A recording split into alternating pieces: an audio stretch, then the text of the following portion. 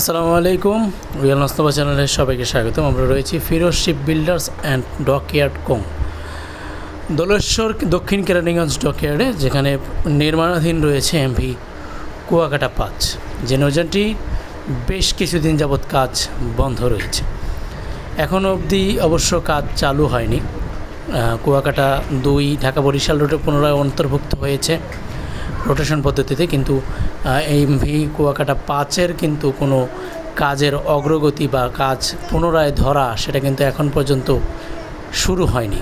ঠিক একই অবস্থায় প্রায় 1 বছর যাবৎ কিন্তু এই নৌযানটির কাজ বন্ধ রয়েছে।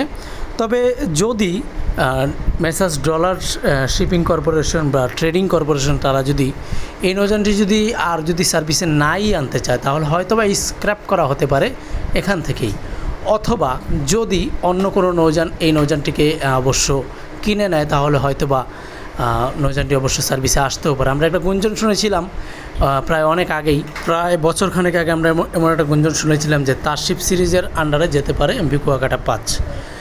এখন যেহেতু অনেক দিন হয়ে গিয়েছে, যদি তারশিপের অবস্থানটা বর্তমানে আগে যেমন ছিল, সরকার বদলের পর তারশিপের অবস্থানটা এখন মোটামুটি ভালো।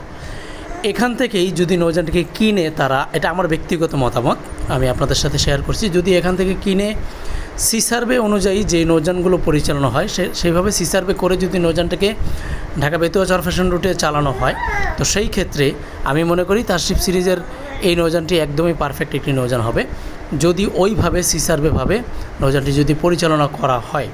তবে এগুলো অবশ্য সব কিছুই কিন্তু আমার কাল্পনিক, যেমনটা আমি বললাম যে আমার নিজের ব্যক্তিগত মতামতগুলো শেয়ার করলাম। যেহেতু অনেক দিন যাবৎ পড়ে রয়েছে নৌযানটি, যদি ডলার ট্রেডিং কর্পোরেশন যদি আর এই নৌযানটিকে সার্ভিসে আনতে না চায়, তাহলে হয়তোবা, যদি তারশিপ কোম্পানি চায়, তাহলেই হয়তোবা কুয়াকাটা 5 তারশিপ ব্যানারে যেতে পারে।